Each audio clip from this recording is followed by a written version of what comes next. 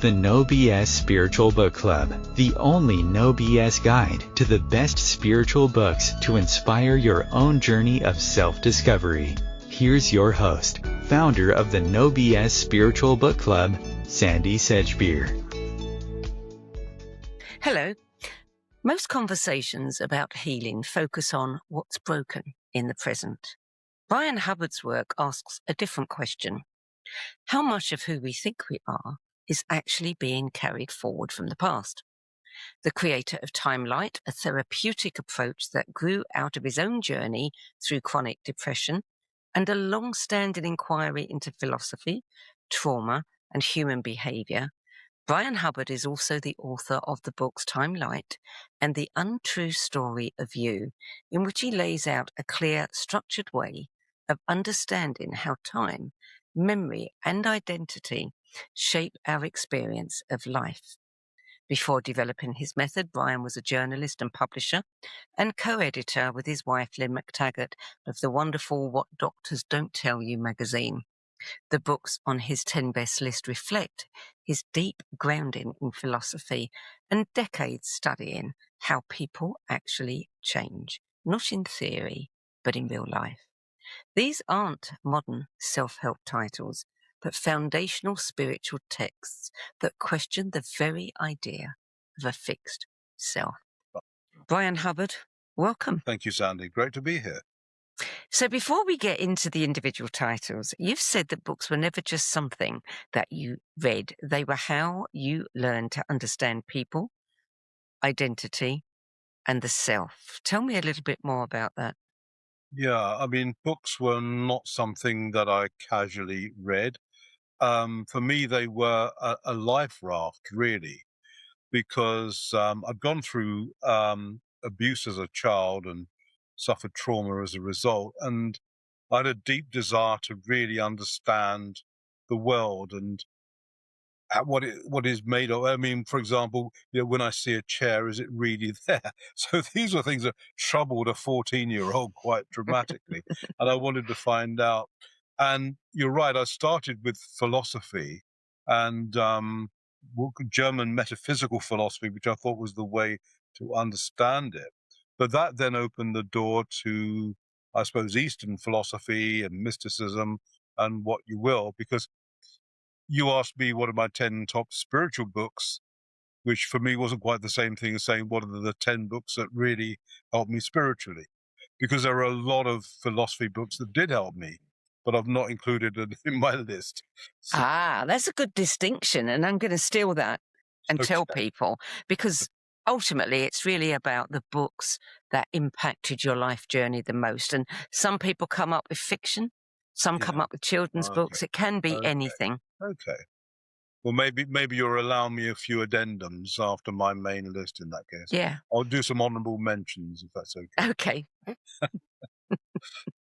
But yes, but my way in was Western philosophy and, I suppose like every 14, 16-year-old starts reading people like Nietzsche and what the rest, but there was this very elusive philosopher called Kant who I really couldn't understand at all. And I went to university just to understand him. That's all I wanted to understand, really, with philosophy, and because I thought he was saying something very profound, but I really had no idea what it was. And so he was a very important person in my life eventually. But it's not something the critique of pure reason is not something you pick up casually and read. It's almost impenetrable. But it was a very important book for me. So you started very young. Well, I had the desire to really know because, when you've gone through trauma, I mean, this is the impulse. This was, as I said, this really was the life raft and I thought it was a way for me to understand because I knew, well, look, there are greater minds than me who've gone through something similar who would have something profound to offer me. And indeed they did. So that was, so it wasn't a comfort thing. It was a deep desire to really understand what had happened to me, understand what it was that I had become, understand my own depression, which I suffered. And that was one, I suppose, what I call manifestation of trauma. yeah, I want to understand all that. And at a metaphysical level, I want to understand, what is it that we're really looking at? Is it really there independently of me? Which is a great quantum physics question. But so all these things were running through my head at a very young age, yeah. Yeah. Well, let's start with your first book, which is Talks with Ramana Maharshi. And we've got so many of these kinds of themes to get through in this. I'm sorry. That's okay. That's okay. All right. So tell me about this book, when you first encountered it and what kind of impact it had on you. Well, it's been a bit of a grower, Sandie, to be honest with you. It's not the sort of thing you'd read from cover to cover. It is a series of talks and conversations that he had, I think, between 1931 and 1936, I think, something like that. Anyway, one of his disciples or whatever just took notes of everything that was said in that time in his ashram. And because the man himself only wrote about 3 pamphlets, the rest is all recorded conversations. So it was a slow burner for me. And I suppose initially it seemed, I wouldn't say simplistic, but it comes from the school known as Aveda. Which is the esoteric school of Hinduism. And Aveda maintains that there is only one thing in the universe, which is consciousness, and it calls itself I. And we are part of that thing. And so that anything that we say and do in order to understand that, Ramana reminded his people also who is asking that question. Because the I cannot ask the question because it knows. So therefore, it must be something about you that doesn't know that asks the questions. And I suppose the extraordinary thing about him, and it was his discipline in bringing people right back to that same question all the time. Everything was about, ask the question, who am I? Who am I? That was his fundamental mantra, really. And everyone was told to do that same thing. Discover the I, and when you discover the I, there'll be no further questions. And to this day, it's one of my bedside reading books, and and it's a very, very important book for me, because it's a very clear distillation. And although it is from the Hindu tradition, he also recognized that Christianity, Judaism, Islam all had the same merits, and were all saying the same thing, which is that there is essentially this one I in the universe, and that's what we are as well.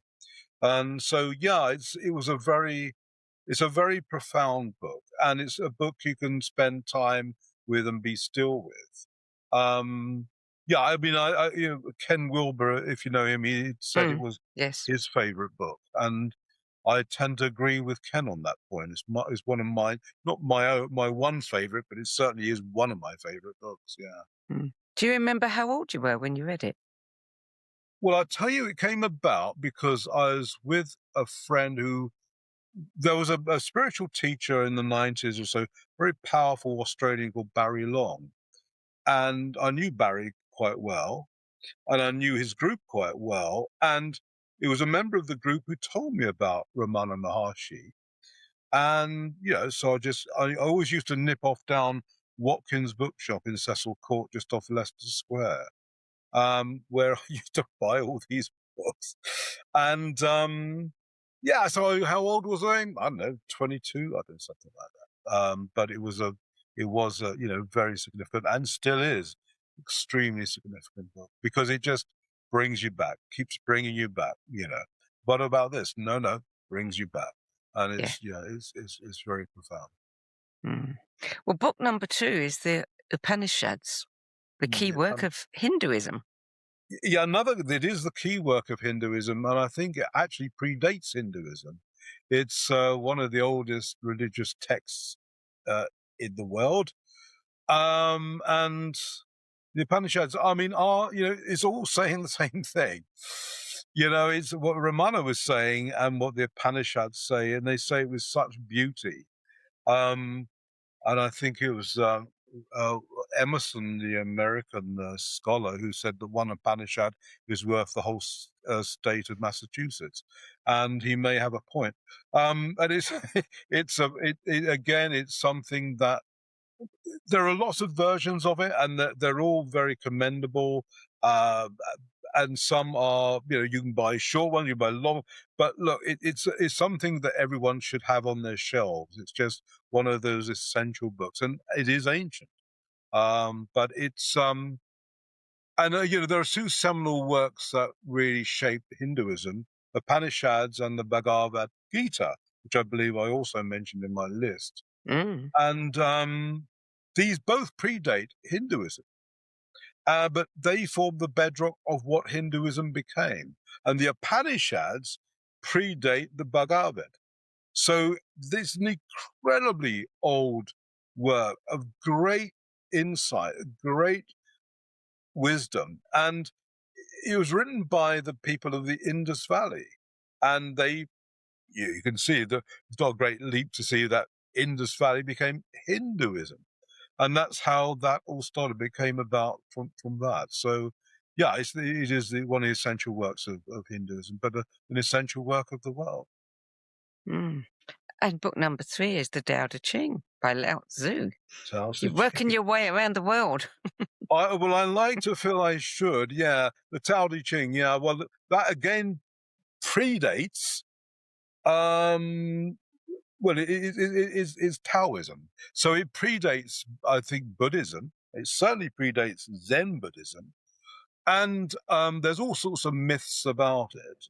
It means Tao just means the way. Tao Te Ching just means knowing the way, essentially, I think.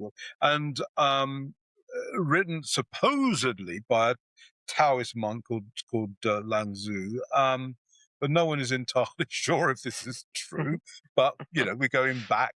You say, I like these old books. We're going back maybe 600-700 years before Christ. But he was a Taoist monk, and he was decided he'd had enough of life, and he was going to go up into the mountains to see out the rest of his time. And the myth has it that someone said, you can't just leave like this. You must write down your wisdom, what you know. So he just used, I don't know how you wrote, or they got some scrolls as well. And he just scribbled this stuff down in about half a day. And the whoever it was, the landlord, wherever it was, who wanted this work, he looked for Lao Tzu. He'd gone, but the work was there, and there it was left behind.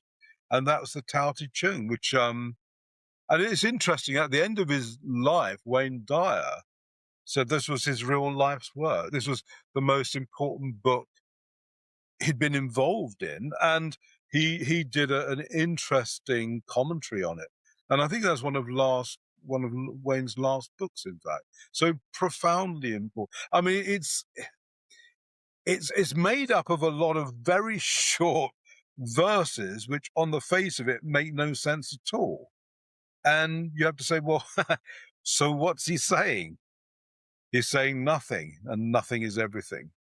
And again, it goes back to Ramana Maharshi. It's saying the same thing. There is only consciousness. Everything you think is real isn't real.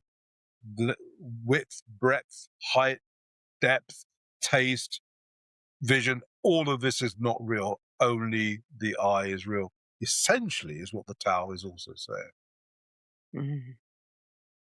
Book number 4 is the Diamond Sutra, which is a key work of Buddhism. It is indeed, and probably the most profound book of Buddhism. Yeah, this is supposed to be, I'm getting quite modern with this one, Sandy.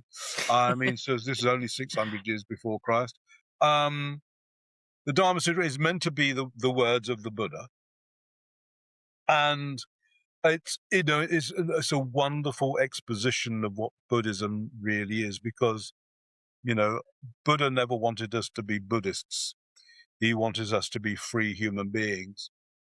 And these words help you to achieve that, to become free. And again, it's a book to contemplate, spend time with. Again, very profound. but saying the same thing, really, saying that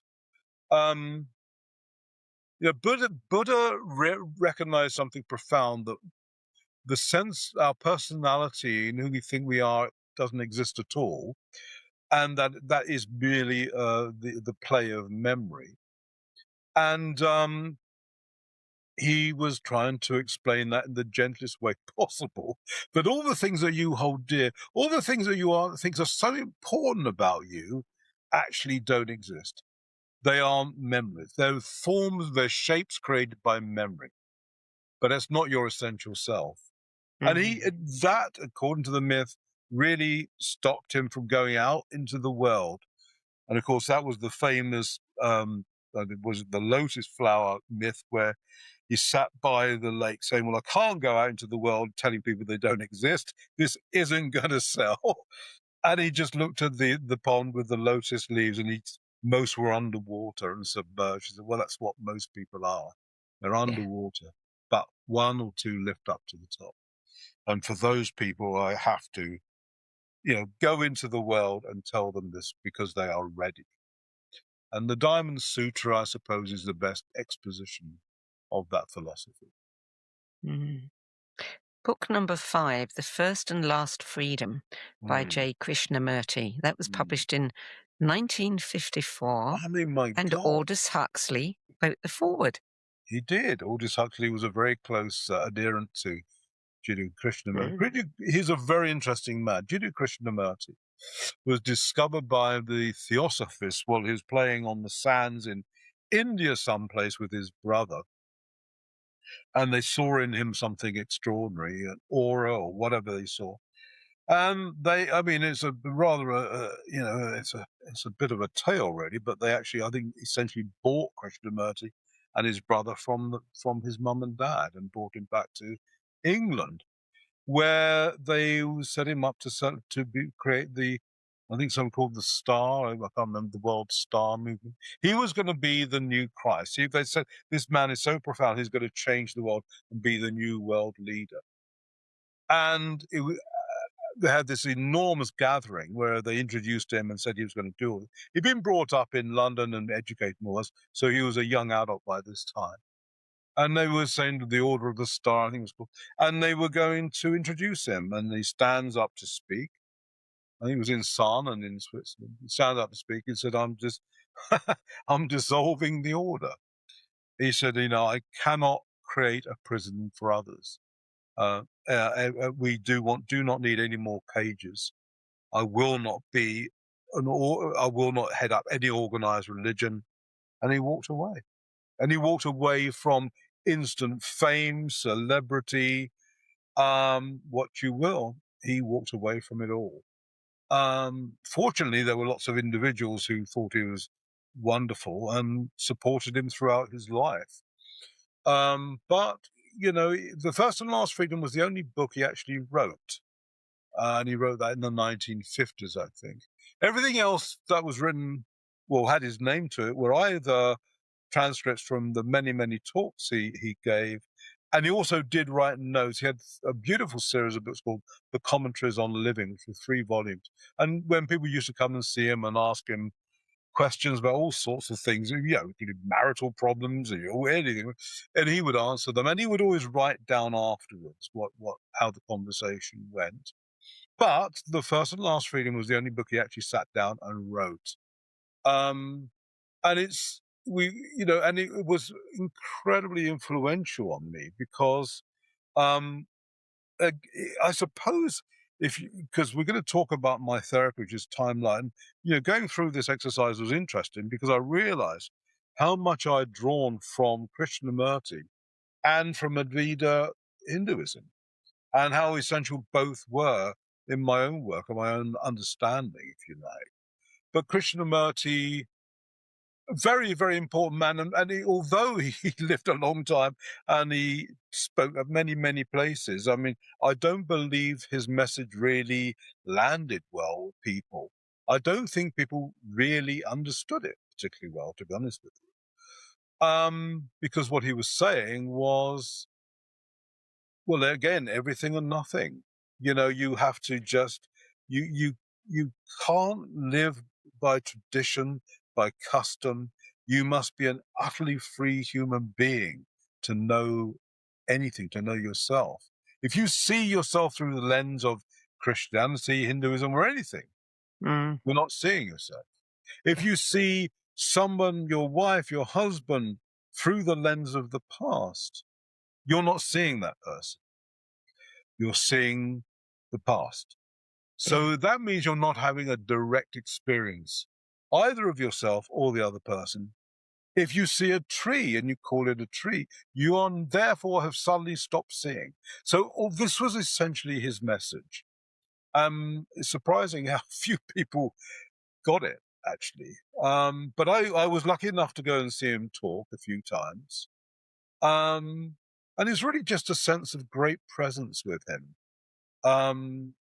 He was a human being, and he had all sorts of foibles, and I know quite a lot of them. But that doesn't matter, because the fact was that he had something deeply profound to say, and he said it for many, many years. He said the same thing from the time he dissolved the Order of the Star in 1926, right till his death, which I think was in, early 1990s. Essentially saying the same thing all that time, but very profound. So book number 6 is the Bhagavad Gita. Yeah. It's got to be on everyone's list, isn't it? Yeah, but many. I'm sure it is. It should be. It really should be.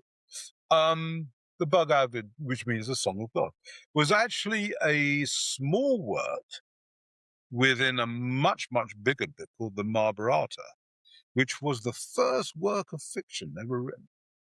And the Song of God, the Bhagavad, was just, as I say, a small section of it. And it really, the extraordinary thing about it is that on the face of it, it's a book of war. You expect spiritual books to be books of peace, but this wasn't. This was a book of war. This was Arjuna, who was the young prince, deciding whether he should fight in a war. And essentially God or Vishnu, whatever, explained why he should fight. And this goes really against Christianity, because the difference is that Hinduism, which of course the Bhagavad was a central book of, is saying there is no doer. No one is doing this. The essence of life is living through you and is acting through you, and the people you think you are killing never die. So it's okay to fight. But in explaining all of that to Arjuna is this extraordinary book of wisdom, which explains why. I mean, I don't think we should all go out and fight, but what it's trying to say is, but look, detach yourself from the action. Do not think that you are doing anything. Do not expect a return. Do not expect a result. Do not identify yourself with any outcome. And that's essentially what it's saying. And at the end of the Bhagavad, he goes to war, he fights. But that's an extraordinary thing for Christians to think, my word, that's what the very antithesis of what we're taught. But it is a different understanding, I suppose, of the same thing. But it is an extraordinary thought, isn't it? That one of the profoundest works of spirituality is a book about war and why we should fight. You think, oh, that's different. But it's, again, you could spend a lifetime reading it because it is so profound. There is so much. I mean, as we change and shift, so we read something different in the book. Yes. And I can pick the book up a year later and see something that I'd read, but it hadn't impacted on me. But now it does. So has the book changed or have I changed? Probably it's me. So it's just picking up different stuff in the book all the time. Again, a book, to just carry around in your satchel as you go about your day. And when you find 10 minutes, pick it out and have a read of it. Just read a few verses. You'll gain so much from it. So yeah, very important book. Book number 7 is the Gospel of Thomas. He's an interesting one. Now, I don't want to get too controversial, Sandy, but in the main, I think religions are power bases to control human beings, and the essential words are invariably lost. And, well, that's my view. So, and the Gospel of Thomas is purported, well, what is interesting, the whole basis of Christianity is written by the 4 disciples who obviously knew Christ, but was written some years after. Many of the Gospels are written by people who never knew Christ at all. I mean, Mark, you could argue, Paul was the founding father of Christianity, who never met Jesus Christ. And those who did meet him didn't write about him till years after his death. But the Gospel of Thomas was amongst the Dead Sea Scrolls, found in 1945, and is believed to be the direct words of Jesus Christ in speaking to Thomas, who was, of course, the doubting disciple. And he wanted to tell him, because he thought Thomas was the most scientific, not a term he would have used at the time, but he was someone who would, he felt, portray his words accurately. And biblical scholars have spent their life looking for what is known as Q, which is there was a founding text for all the Gospels, they believe. And Thomas is probably that text. It is Q. And when you read Thomas, you find all sorts of, I think I know that, but you know it from Matthew. I think I know it from Luke. But it's likely that this actually was the original text, which they took from and to refresh their memories or whatever it might be. But it is so different from the other Gospels. It doesn't try to create the myth of Jesus. It doesn't talk about him being born of a virgin. It doesn't talk about him being resurrected. It doesn't talk about him being the King of the Jews. It is just Jesus talking, and there's no mention of Jesus beyond that. There's no description of him. There's no suggestion he's divine or anything else. Because indeed, the Gospels of Thomas says that it begins quite famously, if heaven were in the skies, the birds would precede you. If heaven were in the oceans, the fish would precede you, but I tell you, heaven is within you. And doesn't sit well with Christianity, who's trying to say, no, God is through the intercessory power of the priest. And Jesus in this is saying, no, God is within you. You and God are the same thing, which is what everyone else in all the books we've selected thus far are saying as well. So this book didn't shift, but it confirmed for you. It was the most spiritual book of Christianity I read. I mean, I think Christianity is, of all the religions, I think it's the greatest.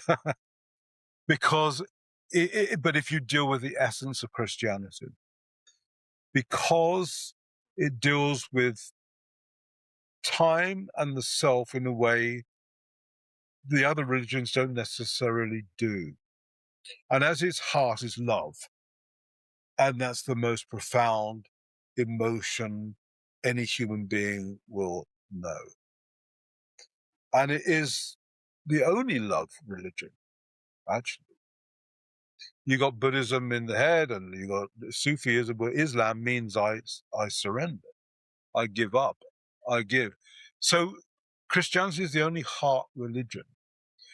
But and I think the Gospels do display that well. But when you get to Thomas, it is so esoteric. It is quite hard to understand, and you need to have a commentary to really understand it.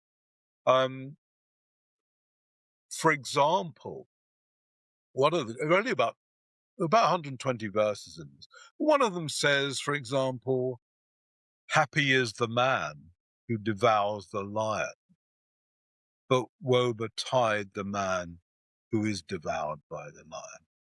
And you think, okay, what does that mean exactly? Assuming we don't eat lions.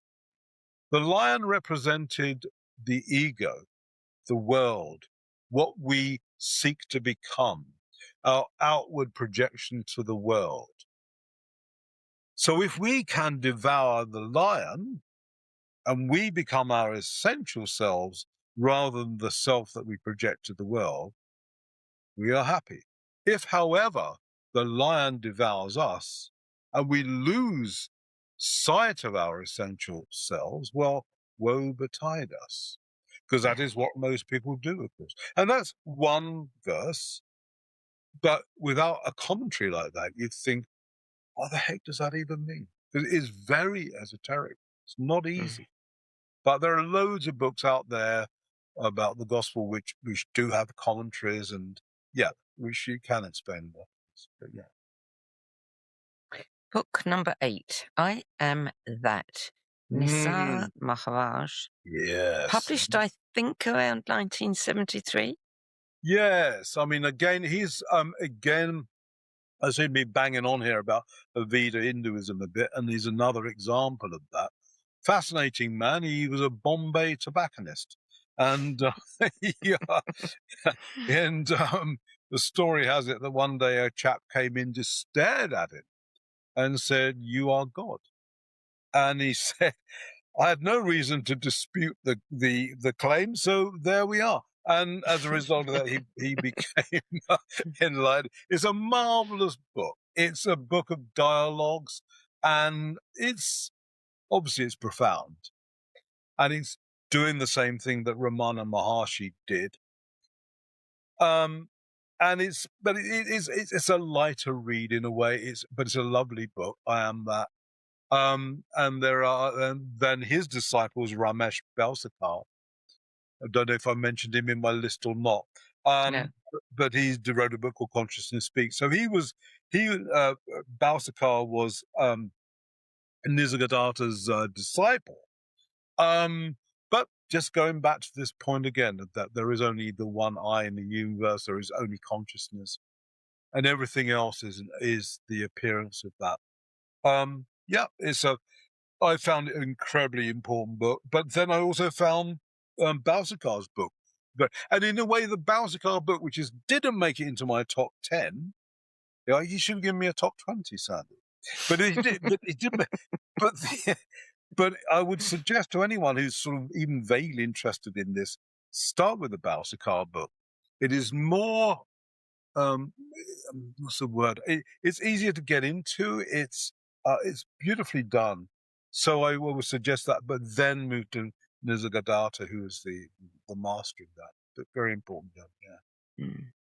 Book number 9, Finger Pointing at the Moon, Reflections of a Pilgrim on the Way, by Wei Wu Wei, 2003.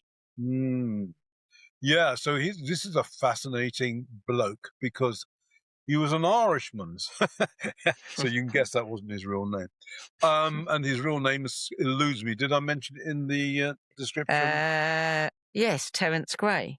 Terence Gray. So Terence Gray was an Irish impresario, I suppose, who ran theatres and goodness knows what else. But his love was to do with ancient esoteric Eastern religion, and specifically Zen Buddhism. But it was written by a Westerner, but it's just so smart. It's just so clever. It's one of those books where, you're going to get a aha moment almost on every page. And you suddenly, oh yeah, that sort of makes so much sense. And you sort of think where you sort of can be in the dark and suddenly a light goes on. You say, oh yeah, of course. And he says it so brilliantly, it's so clever. And you think, yeah, now I get that. And he wrote a number of books. And of course, finger pointing at the moon, and it was the one I've chosen. I mean, he wrote loads of, but finger pointing at the moon. 10th Man was another good one he did. And of course, he's saying, well, that's the problem with mankind. No one looks at the moon, but everyone looks at the finger that's pointing at it. And we don't. And it's sort of true. And we are happy with all the things around us rather than the essential self. So we don't see that. We don't look for that. We look for all the things around it that might point at it. And essentially, that's true of books as well. So books are very important, and they point to the moon, but it's not the moon. And eventually, you have to transcend books as well, Sandie. But we don't have to do that today. That's good. Okay. Considering my job. I know, exactly. Next one. Number 10, Stillness is the Way, an intensive meditation course by Barry Long. Yeah, I mentioned Barry a bit earlier. Yeah. Well, I mentioned Barry a bit earlier, who I did know. Yeah, and he's a real Marmite guru. Some people love him, some people really hate him because he's so powerful. Not a guy to take prisoners. And I must say, I didn't agree with everything that Barry said, but then I don't suppose he would have cared less. But his work is it is unique to Barry. It's not drawn from any tradition other than from his own spiritual insights, which were profound. And he indeed was, I think, the guru for Eckhart Tolle. Eckhart Tolle was more influenced by Barry Long than by anyone else. I mean, fortunately, I got to know Barry. I knew him. And indeed, his meditation is used as one of the centerpieces of my own therapy. But Stillness is the Way. Again, he wrote lots of books. The Stillness is the Way was his foundation book about how to meditate. And it's just great. It really is a great introduction to it. And it's, if you really want to know how to do deep meditation that has deep spiritual significance and accelerates you along the path, then that book is the one to go for, really. Because, meditation isn't just about nice, warm, fuzzy feelings and relaxing and calming yourself down. It's to still the mind and to then see, well, what is there when the mind is still? And there is still something there. And that something is actually what you are. So Barry helps us get there through his books and through this meditational technique. Mm-hmm. So that's my 10, isn't it?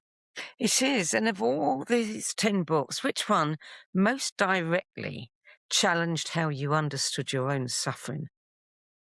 Oh, crikey. It's a really hard question to answer because there are other books also which aren't in my top 10, which also helped me do that. But, well, because Ramana Maharshi is by my bedside, I suppose I'd have to say that, really. The first book we chose, I think I'd say was that. But can I mention a few things that also Rands as well? Do you mind if I mention a couple of other things? Because the other thing I'm really studying right now, and I've spent a lifetime trying to understand him too, was William Blake. Mm-hmm. And again, it was the same thing happened when I was 16. When I read Kant, I didn't understand it. When I read Blake when I was 16, I didn't understand it.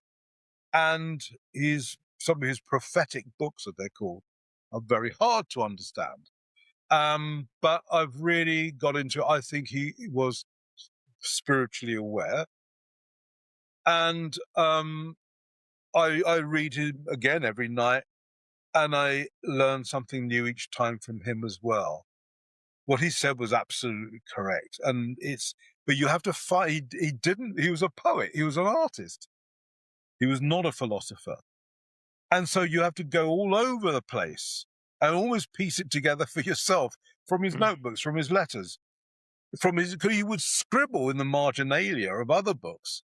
And in some of those scribbles are some of the most profound thoughts he had, or comments about somebody else. He would write that, to see infinity and you turn to a grain of sand, or unless the doors of perception are cleansed, you won't see things as they truly are, eternal and infinite, was a scribble.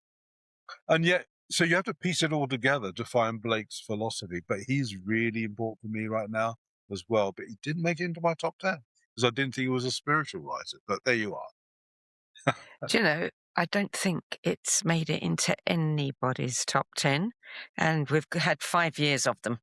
Crikey. I mean, I don't know if you're a Blakean yourself, Sandie, but Blake is somebody that's kind of over there for me. I keep an eye on, and when I've got the time, that's where I'm heading. It's one of those. Well, do go to it because it's so profound, and there are some good books out there. There was a book by a guy called John Higgs a year or so ago called Blake versus the World. Really good way of understanding Blake, and I recommend that book. But it's really worth getting into. And the other person, just an honourable mention, has to be Kant, Critique of Pure Reason. I mean, he was like 200 years ahead of his time in understanding quantum effects, because he said that we cannot know the world as it is only as we perceive it to be. And of course, that's true. That's true even on the basic biological level of saying, well, I don't experience the world in the same way my pet dog does. Yes. My pet dog has a 20,000 times more acute sense of smell than I have. That means it's seeing or sensing the world differently from me. A bat senses different. So even on the biological level of all the creatures we share this world with, it is true that I only see the world as I perceive it to be. Yes. But he went further that. He said also that, and also because we impose time and space on this thing that he couldn't describe, that we have experience of life. And God, he was like the pinnacle of Western philosophy along with Plato. Everyone else is just down there, in the mud compared to these two giants and he was so important to me. Those are two, Blake and Kant, honourable mentions. Okay. We'll allow those. I want to talk about you and your work. Okay. When did you first realise that the self you were trying to heal was shaped by the past rather than who you truly are now? Well, there's no one moment, is there? I mean, this is a gradual evolution. But I think the single biggest wake-up moment for me was when I became a father. Because what I did know was that I was not going to bring my children up in the way that I had been brought up. And I was also very fortunate enough to marry and be with a woman called Lynn McTaggart, who's quite a well-known writer and spiritual person and what you will. And she really helped me see stuff too. And that was part of the evolution that happened. There was a crisis moment that happened for me, which everything blew apart. And I realized then what I was and what had happened to me. But that was later. But to get to that point, there was this evolution aided by all the books we've been speaking about, coupled with, but ultimately we find ourselves in relationship, don't we? That's how we discover ourselves. The relationship is the mirror. And that was very important outside of books, and being a dad was also very important. But as I said, that was it. But the crisis came when I had gone through chronic depression for a while. I made no connection at all between the depression and what had happened to me as a child, when I was abused as a child. It didn't occur to me there was any connection at all. And then this expression exploded into my head, which was, that to which you do not fully attend shall weigh you down. And I had no idea what it meant. And then other ideas came about how we're made out of 3 time selves. And then that was the end of it. And then I had to work it all out for myself from there, which I spent 3 or 4 years doing. working it through in workshops, wrote a book about it called Timelight, as you said at the beginning. And then I did The Untrue Story of You. But it was an uncovering, it was an exploration. But it really, I suppose, that to which you do not fully attend shall weigh you down.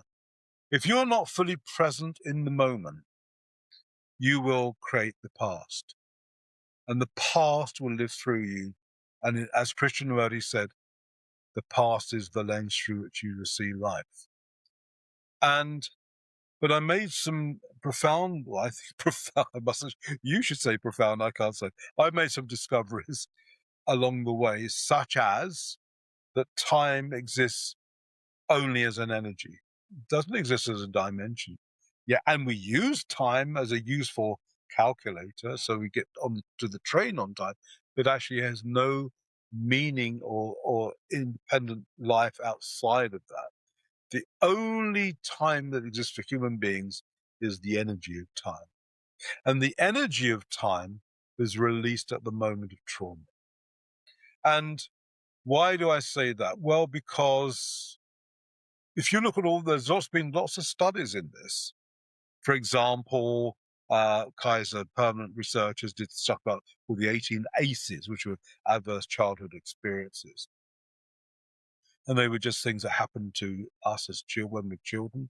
Some not terribly serious, some very serious, up to and including incest. But they found that people who'd suffered 6 or more ACEs died 20 years before someone who suffered 1 or no ACEs. Similarly, someone who suffered, I think, 4 ACEs was something like 4 to 5 times more likely to suffer from cancer, heart disease.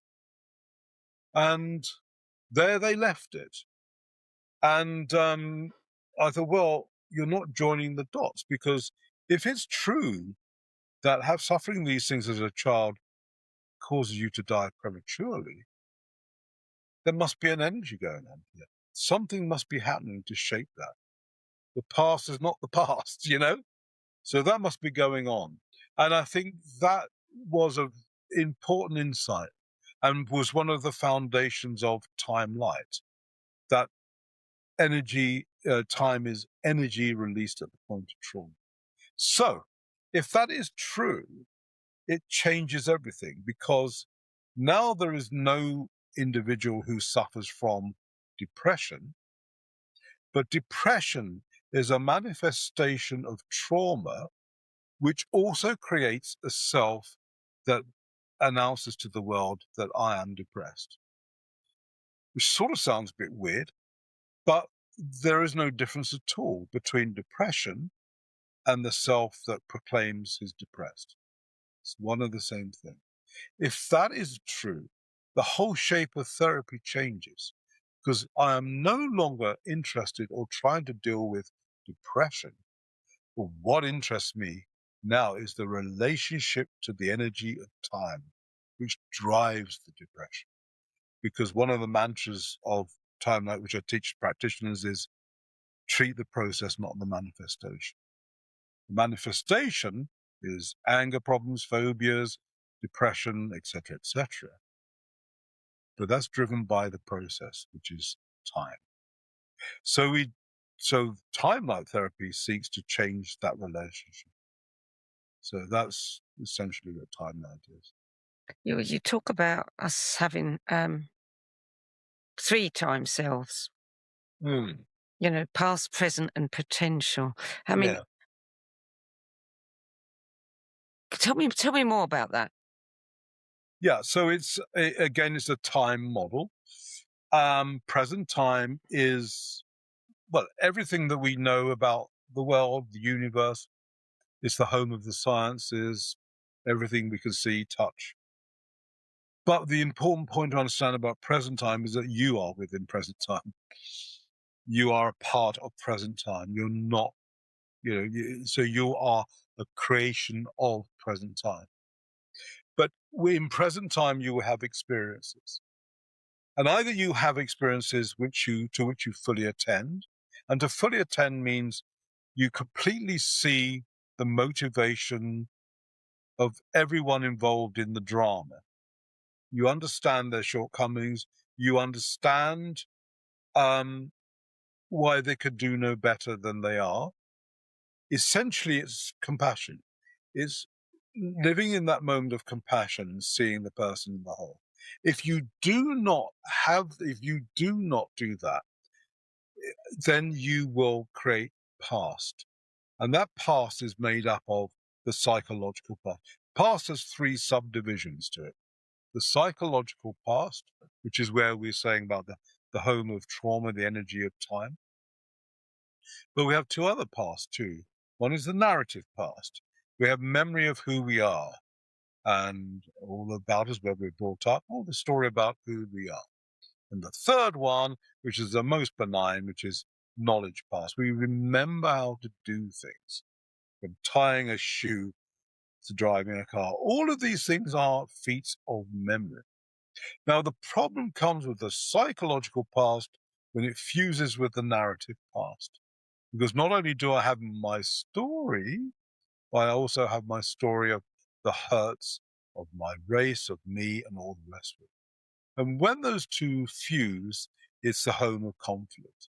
That's where war happens, in the fusion of 2 memory types.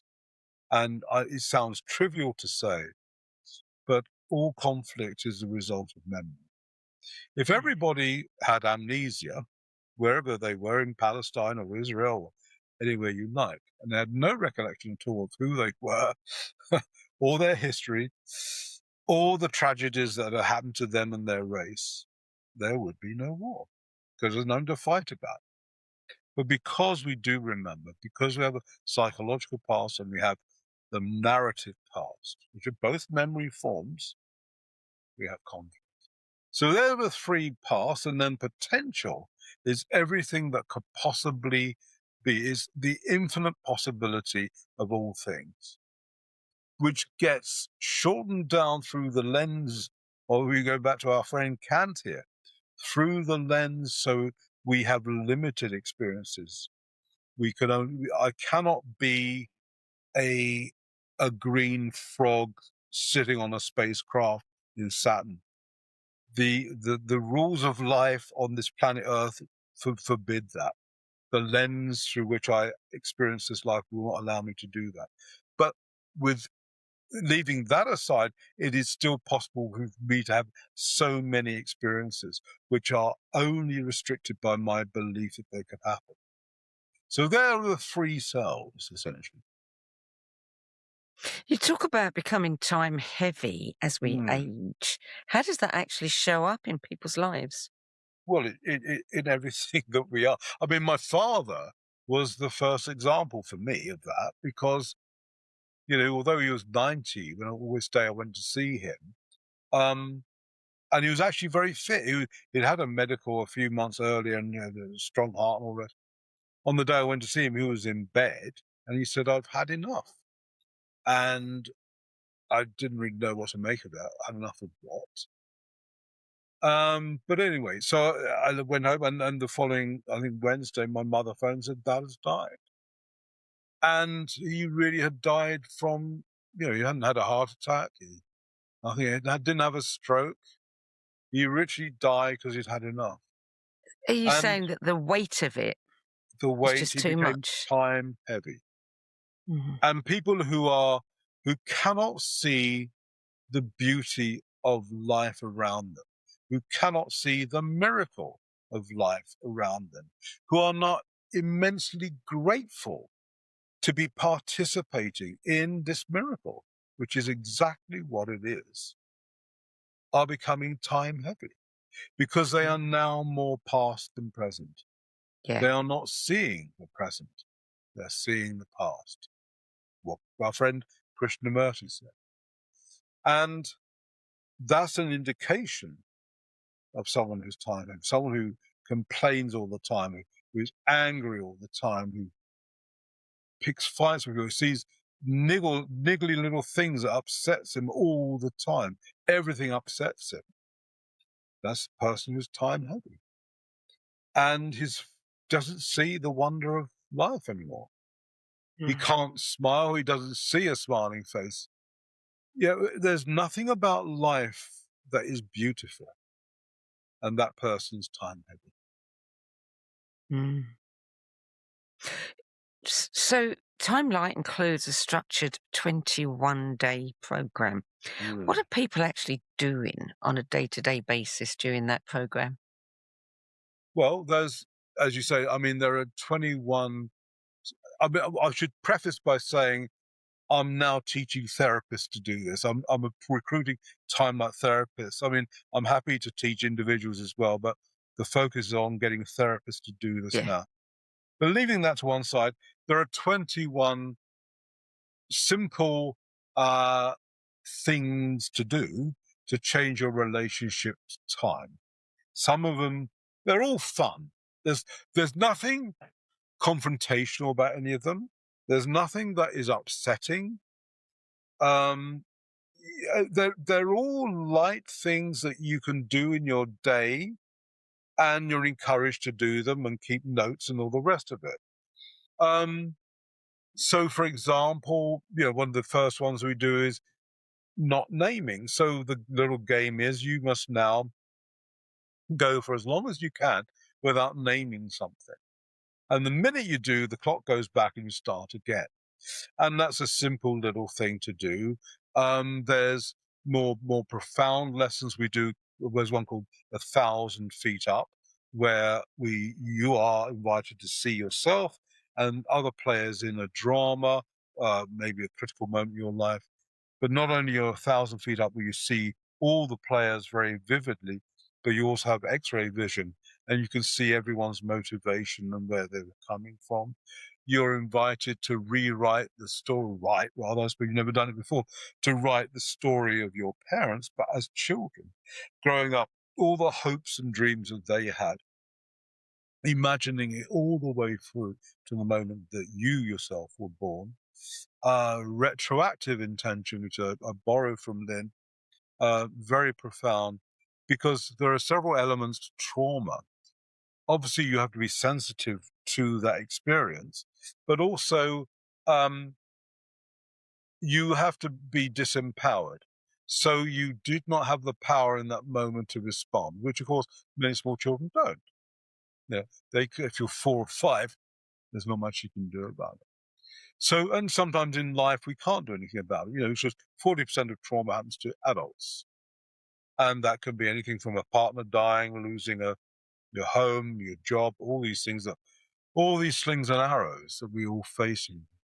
And 40% happen when we're adults. But anyway, you cannot respond. So that's one of the key elements of trauma. So the retroactive intention is simply we go back, bring people back to that moment. Imagining you were a 5-year-old girl and your dream was always to do ballet. And your mum said, Sandie, there's no way you're going to do ballet. You're going to stay at home and do your homework. That's not going to happen.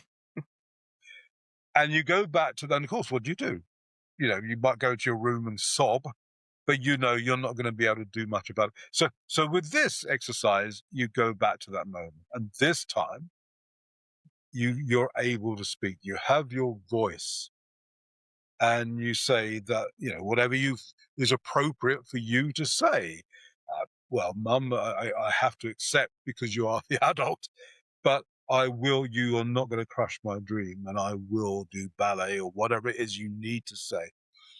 So in one workshop, we did this case where this gentleman, I can't remember what had happened to him exactly now, but something he did when he was about 5 or 6. And he said that literally the next day, he started to develop vitiligo, which is the light pigmentation of the skin, which remained with him until that day when we did the retro work. And he said that I did this work, and he said, I was able to say what I really wanted to say all those years. It was really profound. He said, it mattered to me. And he said, and as I look down, the vitiligo is going. And that's the effect of the trauma of energy. It does create this self. It does create this world. It does create your experiences, but it also affects your body. What did we hear earlier about the 18 aces? You died 20 years earlier. You are 4 times more likely to get cancer. So the trauma of the energy of trauma, which we call time, very powerful. And it can have all these effects on us. And that's why, the exercises, they are gentle. They're not confrontational. Because you're dealing with very powerful energies. And so it's an accumulative effect. The 21 exercises, you do one day, and then you do it again the next day, but then you add another one. So by 21 days, you're doing 21 things, but each is short, 4 or 5 minutes each one. And, and if you feel, well, do it again, keep doing it again. There's no end to it, really, because, really, we all have to remain vigilant. It's not a case of, oh, well, that's it, I'm done now, I'm here. No, it means that you are now awake, which means that you could also fall asleep. And so we have to be always awake and always aware. And if, I sometimes fall back in bad habits, like getting angry. But I know now why I get angry, and I know what's going on, and I can stop it. Yeah. I'm not controlled by it. With anger, you have no control. This wave of emotion flies up, and you're in the thrall of this energy. You can't stop it. You can't stop being angry, until you finally subside or something, usually 3 days later after you've had a crashing headache and all this. But to actually say, I see the energy. I understand what's happening here. I know that. I understand that. It's fine. And that's always being awake.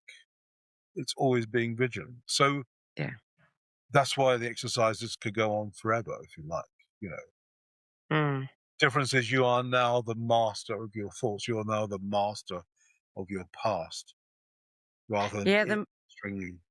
The most important thing is having the tools to be able to question and to look differently at things. Yeah. Exactly. And if I may say, Sandie, I think the Time-Light provides the entire structure.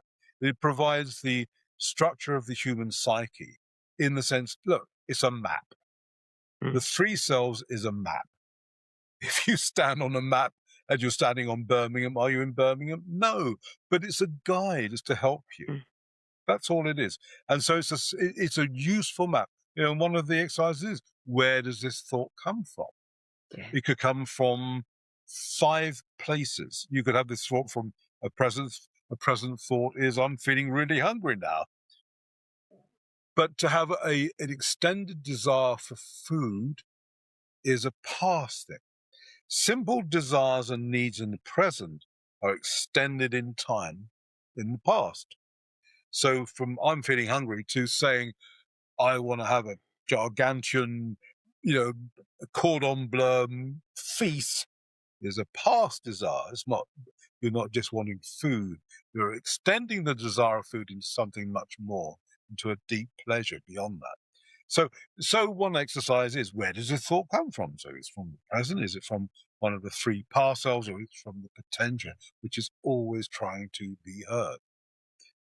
So having that map is useful, because you say, well, this is a framework now you can work with to become what you essentially are, which is this infinite I, which is consciousness, which was the subject of our very first book. So if someone listening to this feels stuck in patterns they've worked on for years, what is the very first thing you would invite them to question? Well, the fact they're seeing the pattern is a good start. Assuming they are seeing the pattern. I mean, because then you open up the possibility of inquiry. Why on earth should there be a pattern in your life? Whether it's always choosing the wrong partner, or always having financial problems, always having a certain view about things in life, whatever it might be.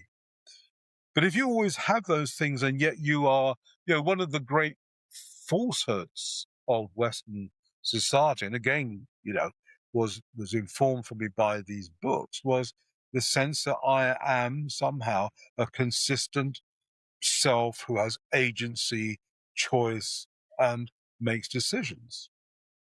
And that's not true. But we think it is true. And because if that was true, why are you choosing to always have financial problems? Why are you always choosing to find a bad relationship? So that opens up the possibility that you are not choosing this at all, but indeed there's an energy that is expressing itself through you. And that's the energy of the past. So anyone who says this, well, that's great. That's a good place to be. You're waking up. You're seeing there is a pattern. You're seeing that maybe you're stuck in something. Then it invites the possibility of change. Final question to you, Bryan. Steve Jobs famously gave a copy of Autobiography of a Yogi to all of the people who attended his end-of-life memorial service, celebration.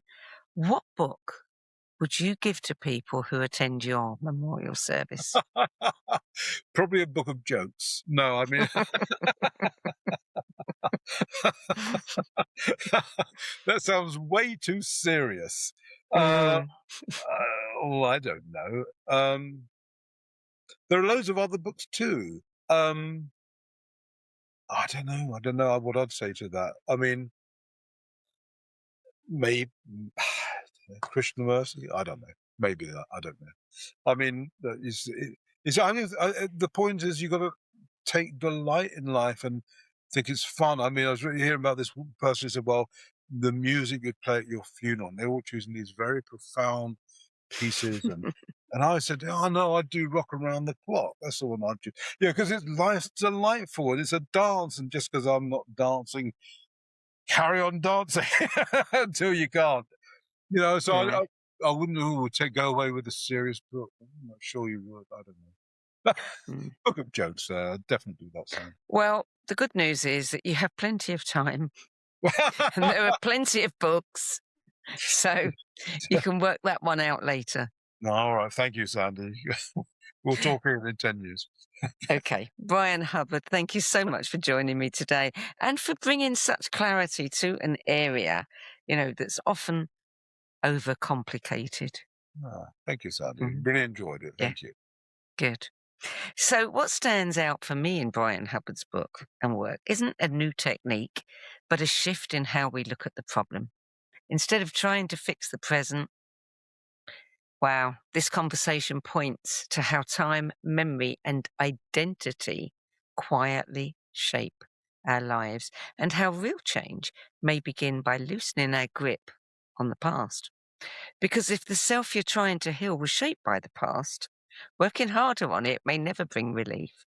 So maybe the answer isn't in fixing who you are, but in noticing when you became who you are. So here's the questions to sit with.